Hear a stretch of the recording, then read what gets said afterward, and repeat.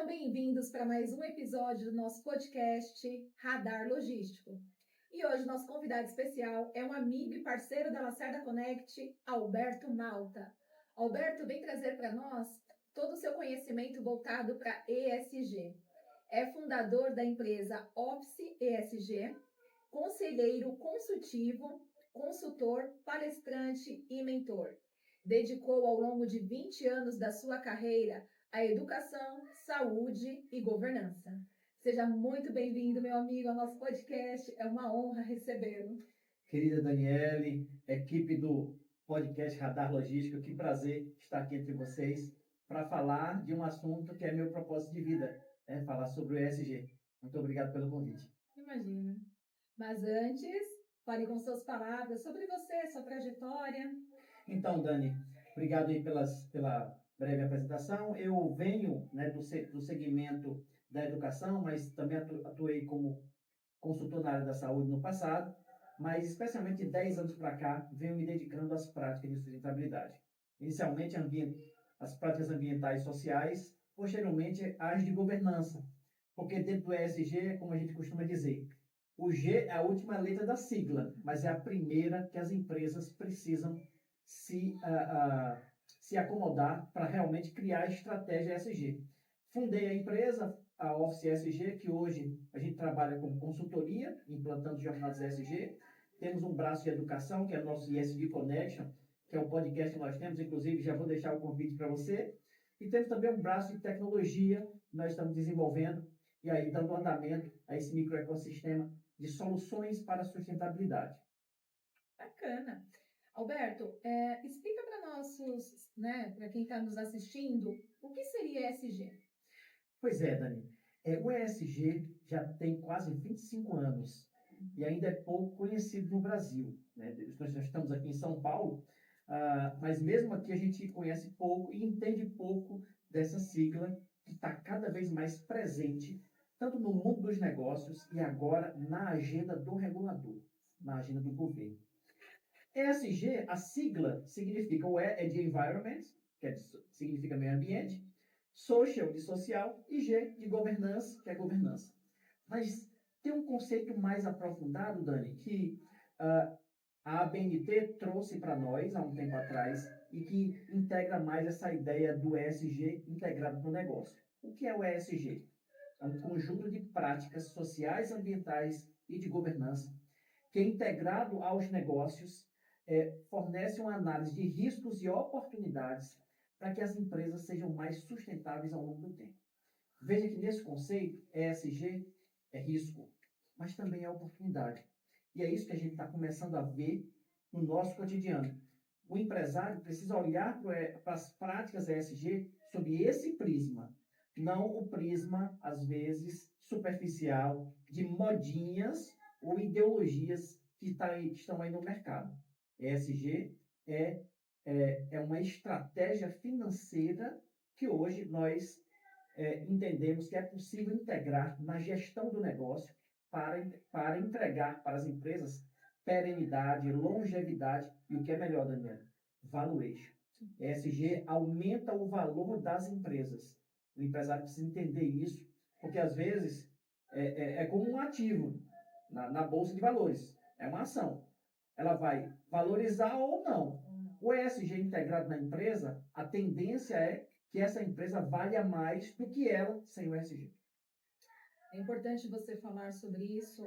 A importância do valor do negócio está atrelado também não somente aos benefícios e valor do negócio, mas para a humanidade, né? O impacto que isso traz para nós no momento que nós estamos vivendo.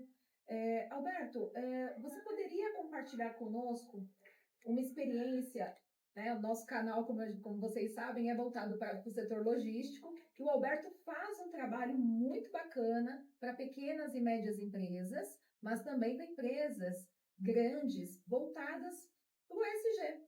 Você pode compartilhar conosco alguma experiência que tem dado resultados através do seu trabalho?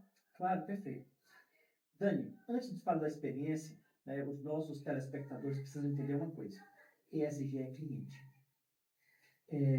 E o cliente, hoje, nos modelos de negócio, tem diversos. Eu tenho um cliente que é outra empresa, que é o modelo B2B. Eu tenho um cliente que é B2C.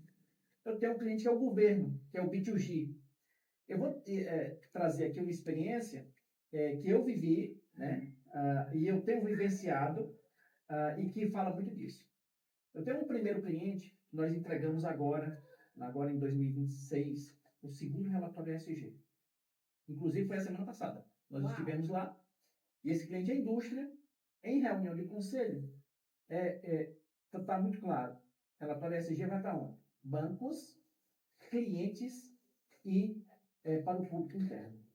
Por quê? O relatório ESG junta ali tudo que ele faz das práticas sociais, ambientais de governança e mostra ao cliente, mostra ao banco que a empresa tem práticas de sustentabilidade, que ela tem menor risco. E o relatório ESG entrega isso. Tanto é que o relatório ESG, hoje, especialmente para as empresas de capital aberto, ele já é considerado um controle interno. Interessante. Ou seja, ele está lá como um testemunho de menor risco do negócio. Por quê? Está dizendo como é que o cliente age. Okay. Agora eu vou trazer outra experiência, né, que foi muito interessante. Logo quando nós implantamos um conselho consultivo em uma determinada empresa, a gente começou ali uns 3, 4, 5 meses, e aí um esclarecimento. ESG começa no G. Então a gente olha para a qualificação das práticas de governança. Sim. Quem é o principal agente de governança? O conselho. Então o conselho consultivo, e eu atuo hoje em 3 conselhos, nessa empresa a gente estava conversando e esse cliente estava negociando com uma empresa europeia. E ele mencionou que estava implementando práticas de governança e que estava, inclusive, se organizando para alinhar a empresa com as práticas ESG. Ele enviou um e-mail, né, que ele estava querendo participar da concorrência, e ele recebeu um retorno do e-mail, acho que uma meia hora depois, dizendo que ele nem precisaria participar da concorrência, que ele já estava dentro. Ele já estava dentro. Olha que Só para a gente entender. E por que isso? O setor de compras da empresa entende que ele ali está investindo em práticas que colocam a empresa numa posição de menor risco. E se eu sou um cliente que é grande, e veja a complexidade que é gerenciar uma grande empresa. Com certeza. As grandes empresas têm um olhar muito delicado para o fornecedor. Ela quer fornecedor que possa entregar o serviço. Se o fornecedor não entregar o serviço, ela vai ficar na mão. E vai fazer com que ela fale lá com o cliente dela. Então, e nesse exato momento, 2026, as grandes empresas estão olhando muito para esta variável, risco. Quem são meus fornecedores e quais são as práticas que eles possuem para reduzir o risco da minha operação? Isso é negócio. É negócio.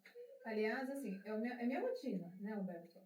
Hoje, complementando a sua fala, a importância da qualificação dos fornecedores, né, dos nossos stakeholders, a importância de saber com quem você trabalha, está tudo interligado. Os contratos comerciais, como você está se posicionando, a sua reputação, credibilidade, e tudo isso está dentro do ESG. Na sua fala, ela faz muito sentido, porque o valor do negócio, ele também tem a contrapartida. Como você está posicionado, como você pode alterar. Interessante isso. Isso é bom comercialmente, gente. Sim. Você atrai mais clientes se você está pronto, se você está bem posicionado e se você está à frente. Acho que é isso, né, Alberto? Com certeza. Se você está à frente. Alberto, recentemente fechamos uma parceria através da Lacerda Connect. Gostaria que você falasse com suas palavras qual que é a importância desse trabalho hoje no setor logístico, na cadeia de prestação de serviço, para os operadores logísticos, transportadores que atuam fortemente na distribuição, principalmente no transporte rodoviário. O que nós podemos esperar dessas mudanças para os próximos anos e mais a reforma tributária? Nossa, Dani. E aí eu quero, inclusive, reconhecer a sua visão, junto com a equipe da Lacerda Connect, de entender o valor do ESG para o comercial. Muitas empresas ainda não estão enxergando isso. Agora, vamos lá alguns indicadores, Dani, porque eu fiz recentemente um planejamento para uma empresa de logística, e nós trouxemos alguma visão de para onde é que vai a logística internacional. Então, vamos lá. Tem um estudo do Banco Mundial falando que existem 3 fortes tendências para a logística no mundo. Primeiro, descarbonização. Segundo, IoT, Big Data e inteligência artificial. E terceiro, e-commerce. Então, aqui já tem 3 coisas muito importantes para todo mundo olhar. Isso está acontecendo. E um quarto ponto que é o quê? Sustentabilidade. As empresas de logística precisam incorporar estrategicamente em sua gestão indicadores de sustentabilidade. E aí a descarbonização é um deles. Vamos lá. Confederação Nacional dos Transportes tem um guia de práticas de sustentabilidade para as empresas de logística e transporte rodoviário. O que é que a gente está vendo? O Brasil lançou, em 2024, a Lei do Sistema Brasileiro do Comércio de Emissões, ou seja, para regular as empresas, especialmente aquelas que emitem mais de 25 mil toneladas de carbono por ano. Isso vai começar a rodar em 2027. Nós já temos, para o setor de logística, a taxonomia sustentável brasileira. O que é taxonomia? Para os nossos telespectadores entenderem. Taxonomia é um sistema que classifica as suas atividades como sustentáveis ou não. Tem muita empresa que coloca lá no seu site, olha, nós somos uma empresa sustentável. Sim! Sob o guarda-chuva da lei da sustentabilidade, não será mais assim. A União Europeia tem uma taxonomia desde 2005. E eles, mesmo lá, existem algumas tensões em relação a isso. Inclusive envolvendo multa, dizendo que de gente que diz que é sustentável, mas realmente não é. Então, assim. Mas o que a taxonomia quer trazer para os países? Conexão de negócios. Então, se o Brasil tem uma taxonomia, e se a minha empresa de logística está alinhada com essa taxonomia, na hora de fazer o acordo comercial, ela apresenta as evidências que realmente cumpre aquilo e ela está no jogo. Se ela não apresentar isso, ela vai ter dificuldade. Porque aí o cara vai olhar para os concorrentes. Quem tiver, foi como você disse, está na frente. Então, quando a gente vai juntando esses elementos, Dani, a gente vai cada vez mais entendendo que o ESG tem ali uma força. Agora, o que você trouxe aqui da reforma tributária, e aí isso é o nome do jogo a partir especialmente de 27. Nós estamos em 2026, aqui é um momento de transição. As empresas vão ter, todas elas, vão ter que se perguntar assim, quem são meus fornecedores? Eles têm a capacidade de produzir IBS e CBS para mim? E por que eu estou te falando isso, Dani? Porque não vamos nos enganar. Sustentabilidade tem que ser, primeiro, financeira. Eu tenho grandes empresas, Dani, que têm 200, 500 mil fornecedores. Ou seja, o conjunto deles vai ter que me gerar crédito. Senão não faz sentido. Não faz sentido. Então, esse é o primeiro ponto. Agora, a lei da reforma tributária trouxe, o que um amigo meu costuma dizer, ele é advogado tributarista, constitucionalizou o meio ambiente. E por que não dizer o social? Porque lá na reforma tem dispositivos que a empresa vai ter que se apropriar para se beneficiar. Vou dar 2 pontos para a gente pensar aqui. Primeiro, economia circular, ou seja, eu vou ter que aumentar, eu vou ter que me organizar, melhor dizendo, toda a minha operação para entender o seguinte, será que o resíduo que eu estou produzindo, ele ainda não pode permanecer na cadeia de valor? Já tem empresas fazendo isso hoje no Brasil. Só que com a reforma tributária, isso vai ganhar mais, a magnitude vai ser maior. E aí o regulador vai ter mais munição para cobrar das empresas. Sim. O gerenciamento de resíduo é a mesma coisa. Nós produzimos muito resíduo. Nossas empresas ainda poluem muito. Só que o que a gente não está juntando os pontos? Esse resíduo é riqueza. E agora, com a reforma tributária, isso vai gerar para mim benefícios. Então, ali na reforma, tem o quê? Práticas ESG para você integrar na sua operação. Você precisa entender como, inclusive, dentro da lógica financeira.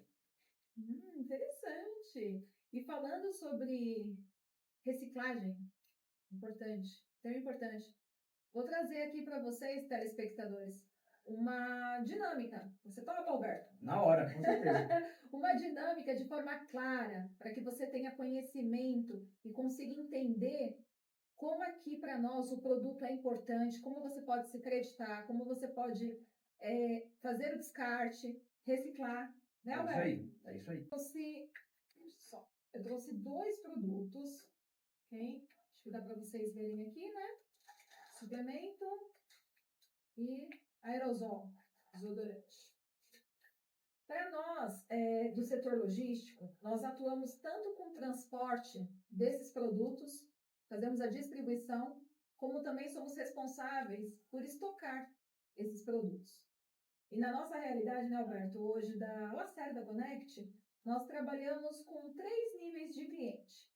O cliente, que é o fabricante ou importador, e atuamos com o transportador, que vai realizar o transporte até o consumidor final. Também temos o operador logístico ou armazém geral, que armazena esses produtos. E o que eu quero te perguntar, Alberto, o que podemos ter de benefícios voltados para a aplicação do ESG e com a reforma tributária, como poderíamos alcançar objetivos de ter sustentabilidade, valor no negócio e entregar também uma preocupação voltada para as pessoas, o social. Porque eu confesso para você, muitas vezes em casa a gente descarta no lixo comum. Descartamos às vezes a dipirona no vaso sanitário. Então, eu estou trazendo para você uma oportunidade de explicar para nós como que a gente pode trabalhar com reciclagem, ter benefícios, explicar um pouco para nós sobre esse tema. Perfeito, Daniela. Provocativa, né, a sua questão. Nós vamos entregar tudo aqui praticamente, tá? Vamos começar pelo alumínio, tá? Isso aqui é uma embalagem. O que é que acontece?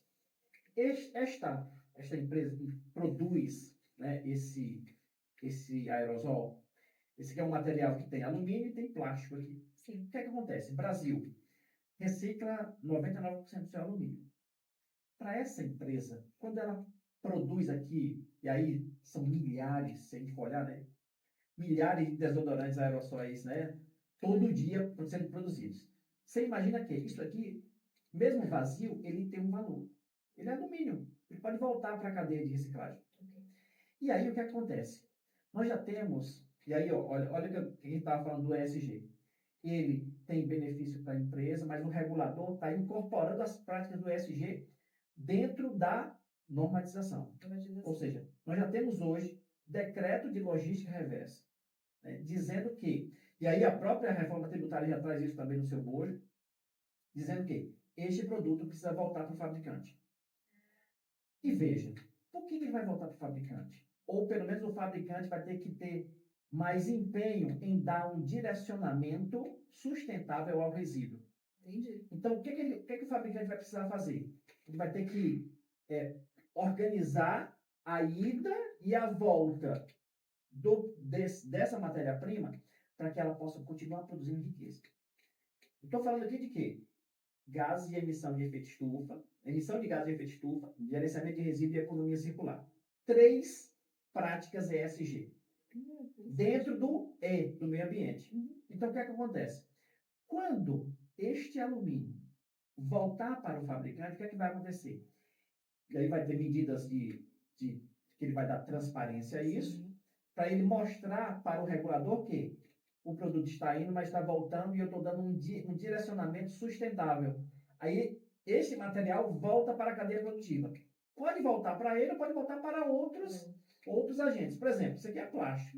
De repente, essa tampinha pode voltar e ser direcionada, por exemplo, para quem faz pallets de plástico. Porque aí o que acontece?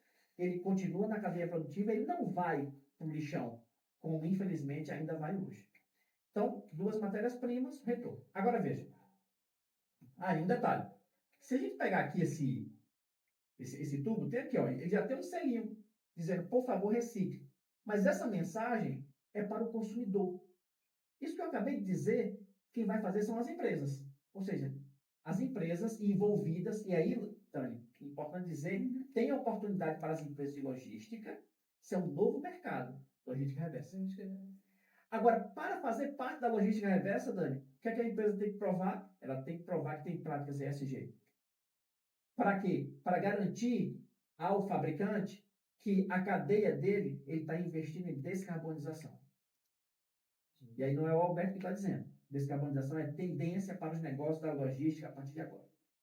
Então, aqui nós temos um produto diferente. Isso aqui é um suplemento. Primeiro, esse fabricante vai precisar valorizar mais o descarte correto de medicamentos e suplementos. O medicamento não pode ser jogado no meio ambiente, não pode ser jogado na privada, como nós fazíamos. O medicamento precisa ser incinerado. É a maneira menos danosa para proteger o meio ambiente. E aí o que acontece? Nós vamos ter um resíduo plástico. Só que esse plástico também é um plástico premium. É a mesma coisa. O fabricante deste produto vai fazer um desenho com os fornecedores para voltar ou dar um destino correto àquela empresa que reutiliza o plástico premium. E aí esse plástico aqui vai entrar na produção de outra coisa. E assim, o ciclo vai ficar de modo que o plástico não vá para o lixo ou não vá para os oceanos, que hoje nós estamos com esse problema na mesa. Microplásticos, inclusive, né, esse debate tem aí mundo afora, não é só Brasil, diga-se de passagem. Então, nesse momento, né, tanto para esses dois produtos, nós estamos num momento de reorganização do que a gente faz com o nosso resíduo. Nós estamos, Dani, num momento em que nós estamos mudando a nossa cultura. E isso leva tempo. E cultura é bem algo que está intrínseco ao ESG. E veja, é negócio. É negócio. Aqui vai ter negócio para todo mundo. Para quem produz, para o mediador, para a empresa de logística que transporta. Ou seja, todos vão ganhar. E é muito isso que o ESG se propõe. Reduzir riscos e o quê? Ampliar oportunidades. Agora, a cultura precisa começar a fazer parte da rotina da gestão das empresas. E cultura, Dani, não está na plataforma digital, não está no computador. Cultura está no relacionamento, no propósito. Por que a minha empresa faz o que faz? Como ela quer servir a humanidade? Você já falou aí uma coisa que o ESG entrega. Ele não quer só entregar lucro para a empresa. Ele quer também ter impacto ambiental e proteção às pessoas. E o telespectador aqui vai concordar conosco. Quem é que não quer isso? Todos. Todos querem. É isso aí. Se torna uma cadeia produtiva. Exato. Um potencial, né? Um grande potencial.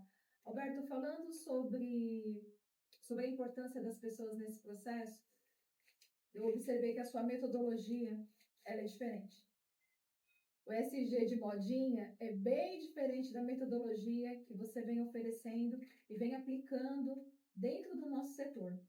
Eu gostaria que você explicasse para quem nos assiste qual a importância e o papel da metodologia que você desenvolveu, que é diferente, viu, gente? Ele trabalha muito sobre mentalidade, mudança de mindset das pessoas que estão dentro da organização. É uma mudança que envolve uma cultura organizacional. Somente através dessas mudanças que o Alberto faz ao longo desse trabalho, que ele consegue chegar no melhor objetivo, a certificação.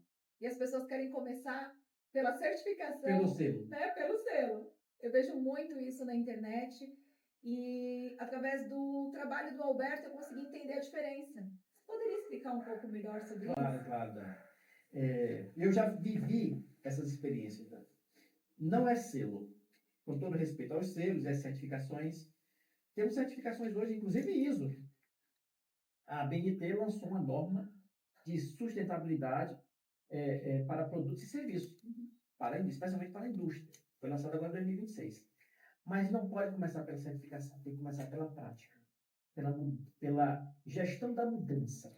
E gestão da mudança é muito da estratégia da empresa.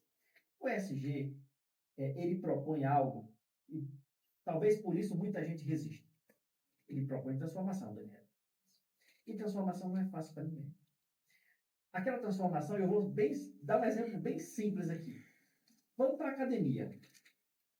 Só que nós vamos ter que ir para a academia agora 3, 4 vezes por semana. Por quê? Porque a gente tem que colocar músculo no nosso corpo se a gente quiser envelhecer bem. É simples, mas não é simples. A gente tem que mudar a nossa mentalidade sobre o que, é que a gente quer para o amanhã, na rotina. A academia, né, não é porque eu gosto, é porque eu preciso. Quando é que eu vou colher esse fruto? Daqui a 20, 30 anos. Hoje eu tenho quase 50. Mas eu quero chegar lá nos 90 lúcido. Se eu quiser, eu vou ter que investir em meu corpo. Se eu quiser, eu vou ter que investir em quê? Mudança de alimentação. Minha mentalidade precisa mudar. E eu estou falando isso porque eu estou bem nesse movimento nesse exato momento. O ESG, você não vai precisar de 20 anos para colher o fruto. ESG é de médio e longo prazo, não é de curto. O de curto é o quê? É o cara que quer vender o selo. Por quê? Porque os mercados estão cobrando. Aí, às vezes, o empresário, inadvertidamente, vai e compra o selo. Mas o time dele não compra. E aí, nós estamos tocando num ponto que é intangível, Daniel, mas que nós precisamos trabalhar, que é a cultura do nosso time. Mas antes de trabalhar a cultura, a nossa empresa vai ter que fazer uma reflexão para dizer assim, qual é o nosso propósito? Por que nós servimos? Como nós queremos servir a sociedade? Como é que nós queremos engajar as pessoas para este servir? Se o empresário ou a empresária trabalhar essa dimensão, vai ter muito mais facilidade de integrar o ESG. E aí precisa de uma condução das pessoas dentro da minha empresa. E essa condução é como? Tem um jargão aí no mercado. Cuidamos das pessoas para as pessoas cuidarem das metas. Mas será que a gente está cuidando das pessoas? Olha aí a história do burnout no Brasil. O Brasil é um dos campeões de burnout no mundo. Agora, 2026, vai começar a fiscalização. Olha a que ponto chegamos. Fiscalizar a empresa para saber se o ambiente de trabalho é saudável. Por quê? Porque o ambiente de trabalho está adoecendo as pessoas. Ou pelo menos está contribuindo. Sim. E aí nós vamos precisar nos organizar agora. Por força de lei, Daniel. Mas não é uma coisa para a gente estar discutindo na lei, é o óbvio. Se eu quero que a minha empresa produza, eu tenho que cuidar bem das pessoas. Isso é meio óbvio, a gente está falando de... É o correto. É o correto. É o assim correto. fazer. É o correto. Mas a gente não está fazendo. Ou pelo menos uma parte de nós não estamos fazendo. E agora nós vamos ter que fazer. E quem não fazer vai perder competitividade, vai perder produtividade. Agora, para a gente organizar a cultura da nossa empresa, a gente precisa de dados. E como eu estava gravando um podcast esses dias com um amigo, dados, se a gente quer organizar a nossa cultura, a gente precisa de dados. Sem dados, é só opinião. Não tem cultura. É verdade. Então a gente precisa dos dados, a gente precisa organizar isso. Quem são as pessoas que estão comigo? Qual é a cultura que eu tenho hoje na empresa? Só de resultado? Eu tenho cultura de inovação? Eu tenho cultura de acolhimento? Eu tenho cultura de aprendizagem? Como é essa aprendizagem? Eu contrato o cara para ele vir apresentar slide de PowerPoint? Será que isso está funcionando? Gente, isso não funciona. Eu posso dizer do meu tempo que atuei como professor universitário. O aluno não quer mais PowerPoint. Ele quer outra coisa. É tanto que as metodologias que estão mais voltadas para a prática, para a simulação, funcionam muito mais do que o PowerPoint. Então, por quê? O conhecimento está na internet. Todo mundo agora, especialmente agora com a inteligência artificial, a gente ganhou um tutor de conhecimento. Sim, a gente pergunta a ele, e ele responde. Agora, habilidade e atitude é outra coisa. Quando a gente fica diante do ESG, a gente fica diante de um espelho sobre como a gente faz as coisas. Como é que eu cuido da saúde e segurança do trabalhador? Será que eu estou respeitando direitos humanos? Será que eu tenho um fornecedor que, de repente, não está empregando gente sem carteira assinada? Como é a minha relação com fornecedores? Como é a minha cultura de inclusão? Ou será que a minha cultura ali é só de resultado? E eu não estou olhando para essa vertente. Mas eu vou manter um negócio assim? Como é que eu faço o gerenciamento do meu resíduo? A gente entra em empresas, não tem um plano de gerenciamento de resíduo. Uma coisa que é básica. O que é que eu estou produzindo de resíduo? E ele mesmo não está vendo a oportunidade. Resíduo, inclusive, que vale o quê? Dinheiro. E às vezes ele não olha para a vertente. Nem aproveita aquilo para melhorar a sua reputação. Governança. Eu tenho dito muito aí para muitos empresários. A sua empresa está carregando você nas costas ou você está carregando ela nas costas? Com 20, 30 anos? E se você não tiver nesse cargo, ela se mantém? Então isso é insustentável. Essa cultura, Daniel, que a gente precisa mudar. Eu acredito que é uma cultura que, complementando a sua fala, é verdade. Cada setor, ele tem os seus vícios, seus modos operantes, uma cultura enraizada.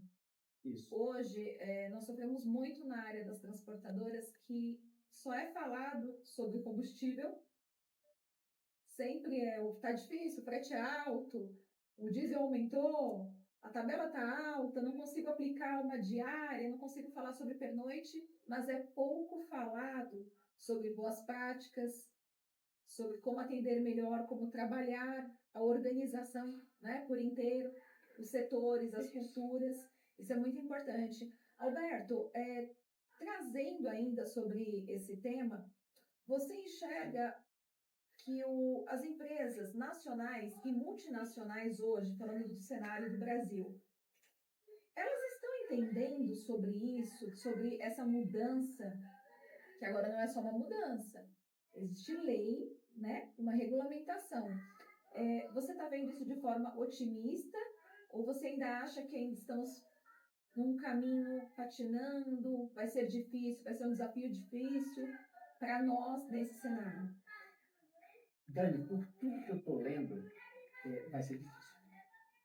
Porque estou conversando com advogados tributaristas, empresários, outras empresas pequenas e médias, eu vejo que vai ser difícil. Mas nós vamos ter que navegar neste mar revoltoso. Agora, eu quero que... Vou dar só um passo atrás para a gente voltar para a cultura, para eu te justificar mais essa resposta. O que é que acontece? Nós não temos uma cultura, especialmente nas empresas de capital fechado, na grande maioria, Dani, a gente não chama o contador para ele mostrar nossas contas trimestralmente. Por que a gente não faz isso? Pensa comigo, Daniela. Pensa comigo. As empresas de capital aberto no Brasil e no mundo fazem isso. Elas estão lá prestando conta do dinheiro delas, por quê? Porque o dinheiro não é delas, é do acionista. Né?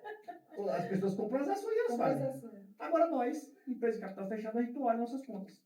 Aí, olha o que aconteceu, Daniela. E aí eu vou dar um exemplo dentro da logística. Teve aquela empresa de logística que não fazia isso, então ela deixou acontecer e ela ficou o quê? Dependente do diesel. Vou pegar aqui um recorte de 21 para cá, depois da pandemia. Naquela época a gente já estava falando de alternativas de combustível para caminhão. Por quê? Porque a gente já vinha discutindo o impacto dessa dependência do combustível fóssil para a nossa economia. E a gente ainda é muito dependente, vamos continuar dependente, mas veja, tem como a gente reduzir esse impacto. Como é que eu olho isso? O valor do diesel, você sabe, Dan, não vou ensinar Padre Nosso aqui para vigário, tá? Você sabe da história.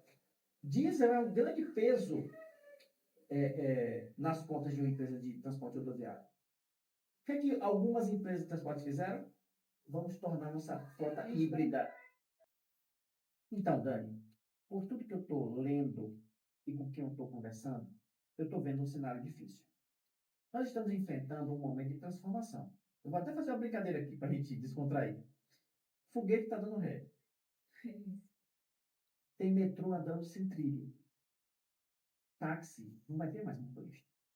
Já vi aí que a Amazon lançou recentemente o serviço, está testando lá em Las Vegas, mas vai vir aqui para São Paulo já. Então, o mundo está se transformando muito rápido, as empresas não estão entendendo, e para nós brasileiros, essa mudança ainda tem outro nome, que é a reforma tributária. Vai mudar o jogo. Agora, o que a gente precisa realmente entender para a gente abraçar a incerteza, especialmente as práticas ESG? Vou dar um exemplo dentro das empresas de logística, especialmente no transporte rodoviário. Vou fazer um recorte aqui para 2021.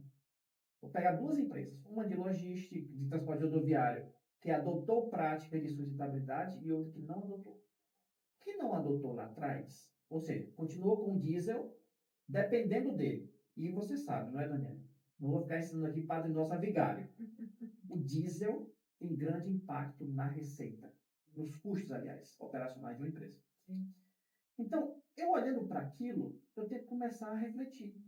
E isso dialoga um pouco com cultura. A gente estava falando de cultura agora há pouco. Veja, as empresas de capital aberto, elas trimestralmente estão ali prestando conta do dinheiro. Por quê? Porque o dinheiro é do acionista. Sim. Agora, nossas empresas de capital fechado, a gente não faz isso. E aí, o que é que a gente faz? A gente não faz, e na hora de aumentar os custos, a gente começa a criticar e surge ali um desespero, porque a gente não sabe para onde olhar. A gente não tem a cultura de trimestralmente estar ali com o nosso contador. Apresentei para nós as contas, as despesas, o que a gente está gastando de mais, o que a gente está gastando de menos. Aí explode agora um conflito envolvendo novamente o petróleo. Sim.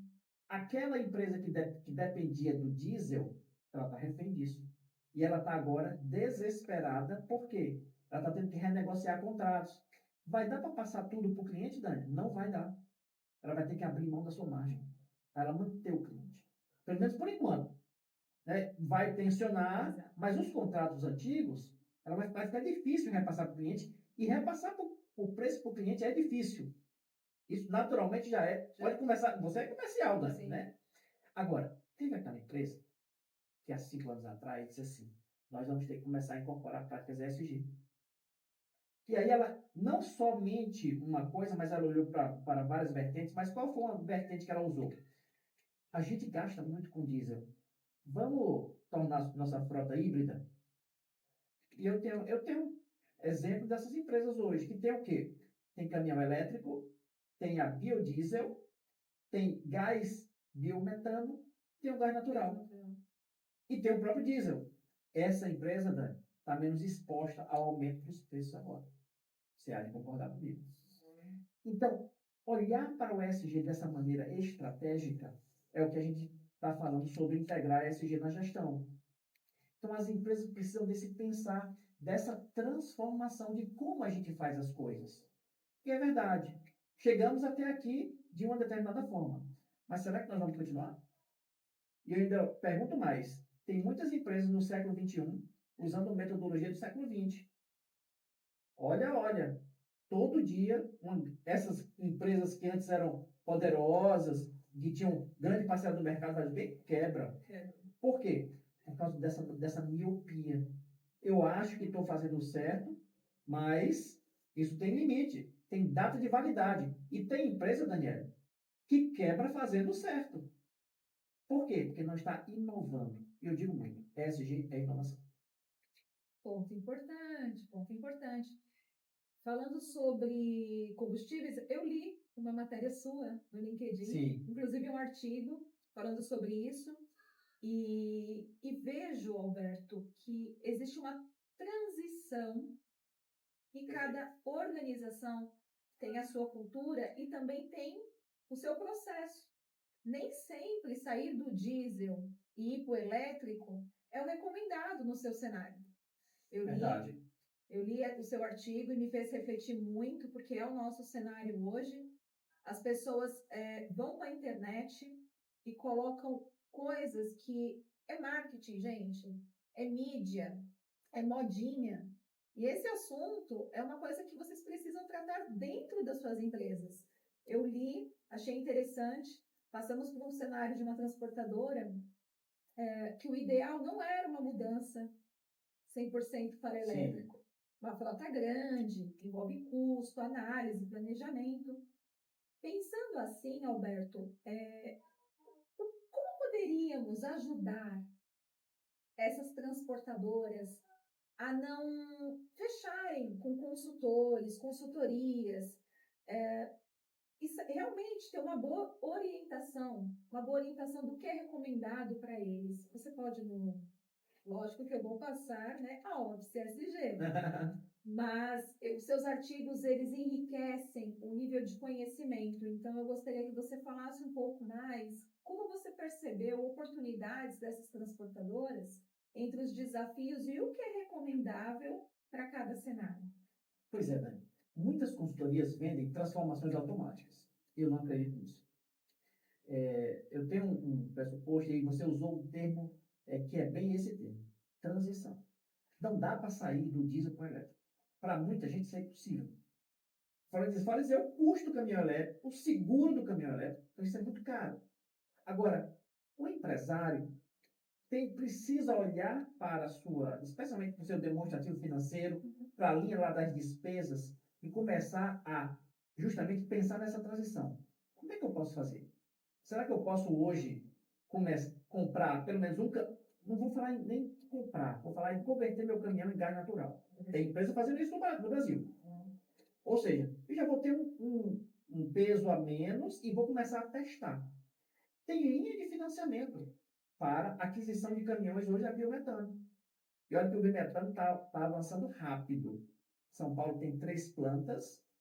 Rio Grande do Sul eu vi que está investindo em uma.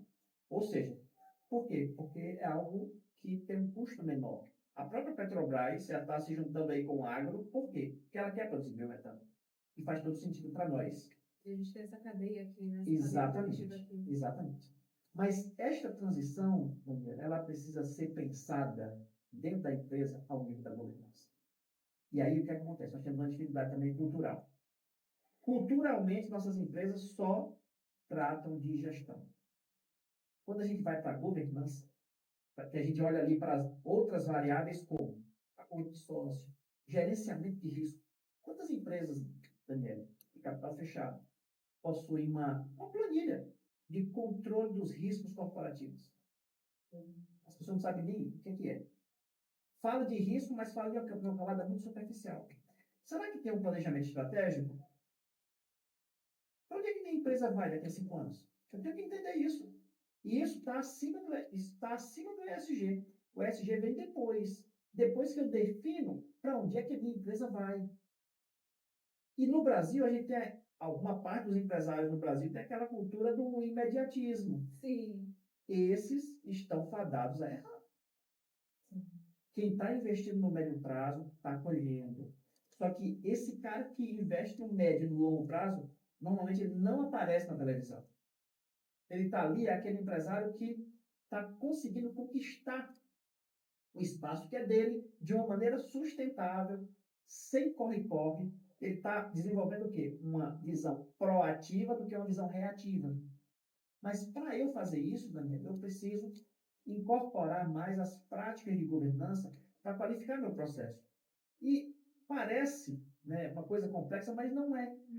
Um conselho em uma empresa qualquer, vamos pegar aqui uma empresa de transporte rodoviário que fatura aqui até 100 milhões por ano. Quem é o conselho? Os sócios, talvez familiares deles que estão lá, e 1 ou 2 conselheiros externos. Vamos agora o quê? Discutir a visão estratégica da empresa, que não é uma conversa de bar. Vamos olhar para as necessidades que nós estamos vendo hoje para começar uma transição de como a gente faz as coisas. E nessa transição nós vamos discutir vários aspectos. Vamos discutir reforma tributária, vamos discutir desempenho econômico-financeiro da organização, vamos discutir pessoas, vamos discutir sucessão familiar. Tem muito empresário aí que a empresa está refém dele. E aí é que eu digo que a empresa, ele carrega a empresa nas costas. Sim. Mas é para ser assim? Ou é para ser o contrário? Na minha percepção, e na percepção e vivência das famílias empresariais que possuem governança, elas já estão fazendo diferente.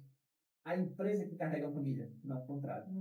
Agora, isso requer um processo, uma vivência de discussão estratégica, que, a meu ver, começa ali no conselho e começa a se alastrar para as empresas.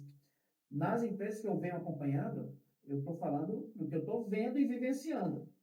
Não faço isso à toa. Eu simplesmente estou repetindo, estou levando para essas famílias o que outras famílias já fazem. Famílias que têm empresas com 100 anos, 120, 150 anos. Eu estou falando só de Brasil. Esses dias eu me deparei com um exemplo para a gente entender a força de governança familiar. Tem uma empresa no Japão que foi fundada no ano 700. Está na mesma família até hoje. A gente precisa refletir. Será que eu não estou fazendo errado? Por que um modelo desse está funcionando há tanto tempo? E aí, se a gente olhar para o continente europeu, mesmo para o continente americano, que também é novo, tem empresas de 400, 500, 600 anos na mesma família. Sim. Com governança. Aí eu, empresário brasileiro, quero dizer que a minha empresa vai dar certo de outro jeito. Eu acho que não vai não. Tem muita gente carregando o piano, Daniele, ao invés de tocar o piano, que é muito mais agradável, se você me entendeu. Entendi perfeitamente. Conselho é algo que é muito difícil as pessoas entenderem, como é necessário, é algo importante. O papel do conselheiro, ele não é só importante para uma empresa familiar, mas ele é importante na velocidade do conhecimento, de trazer boas práticas, mudanças, etapas. Eu digo isso porque as empresas familiares que nós trabalhamos como comercial, é uma diferença gritante quem atua com conselho e quem tem atuação diretamente do pai, do filho, cunhado, genro, e não se enxerga o resultado final. O conselho, gente, para quem aqui está nos assistindo, a formação de conselho, ela não tira a autonomia do dono, ela não tira a autonomia de quem está com a decisão, mas sim facilita a escolha correta da decisão. É isso que a gente precisa trazer, né, Alberto? Isso. Trazer essa importância. Não, e foi bom você ter falado isso, Dani, me permita lhe interromper, porque aqui no Brasil, o empresário, às vezes, de capital fechado, ele tem uma visão de conselho, que às vezes é o que aparece na televisão. Por quê? 10, 12 conselhos, que às vezes fica brigando, os conselheiros que demitem o dono, que tira o cara, né, da função. Conselheiro consultivo em empresa de capital fechado não é assim. O poder continua com a família. Os conselheiros externos ou independentes estão ali para ajudar o empresário a pensar em coisas diferentes. E aí, Daniela, foi bom. Você também me lembrou de uma coisa que eu vi aqui a semana passada. Eu estive em Manaus, inclusive gravei um podcast com o superintendente executivo da Suframa, que é a superintendência da Zona Franca de Manaus. Lá eles têm mais de quase 560 empresas dentro da Suframa e tem mais 1.500 lá fora da Suframa. Olha o que ele disse para a gente. Que ele visita periodicamente empresas e ele vê uma coisa. As empresas que já têm práticas ESG são totalmente diferentes e muito mais organizadas do que as empresas que não têm. Perenidade, lucratividade, organização e estratégia estão muito mais ali nas empresas ESG do que as que não têm. Por que a gente está insistindo num modelo que foge disso? E olha que a empresa não é só ESG, tem outras coisas. Sim. Mas eu costumo dizer, o ESG é uma estratégia financeira que, quando integrada na gestão, ela vai entregar para você outro tipo de empresa que vale muito mais. Tenho certeza disso. Alberto, foi um prazer esse bate-papo gostoso recebê-lo aqui. Você sabe que eu tenho um respeito, uma admiração por você. Falando aqui, né, dando para vocês telespectadores, eu acompanho o trabalho do Alberto há muitos anos e tive a oportunidade do Alberto ser meu professor e hoje a honra de recebê-lo. E claro, parceiro da Lacerda Connect, mas tá vendo? Ande com pessoas que conectam e levem você a outro patamar. E foi através dessas conexões, né, que estamos aqui Sim. hoje recebendo essa informação tão grandiosa para o mundo empresarial. Alberto, quem está nos assistindo, deixe seus contatos e como te localizar nas redes sociais. Legal. Dani, muito obrigado pelo convite. É um prazer estar aqui no seu podcast conversando sobre ESG, que é o propósito aí da minha vida. A admiração é recíproca, né, pelo trabalho que você exerce, por essa visão que você quer levar para os empresários, para eles expandirem seus negócios com sustentabilidade. Eu vi que você e sua equipe entenderam a proposta e que entendem, inclusive, que será muito melhor para a camada de negócios olhar para essa vertente. A meu ver, isso é bem próprio. Bom, nós na Office ESG, vocês conseguem nos encontrar lá no LinkedIn, tem a página da Office ESG, tem também a minha página pessoal, Alberto Malta Júnior. Eu estou lá, escrevo semanalmente artigos para a nossa audiência. A Office ESG também tem uma página www.officeesg.com. Lá você conhece um pouco dos nossos serviços. E estão todos convidados aí a interagir conosco nas redes sociais. Será um prazer. E também, claro, eu tenho uma empresa com o Patrick Souza, que é o ESG Connection, que é um podcast. Está lá no YouTube. A gente também discute ESG na camada de negócio. O nosso propósito lá é simplificar o ESG para as empresas do Brasil. É isso. Quero agradecer a audiência e a você que está nos assistindo. Gostou? dá um like, faz sua inscrição, deixa seu comentário e vai na página do Alberto. Siga também a página dele, os conteúdos do podcast. Informação sempre é válida. O importante é buscar o conhecimento que tem acesso hoje na internet com muita qualidade. Até a próxima. Obrigado, gente. Tchau.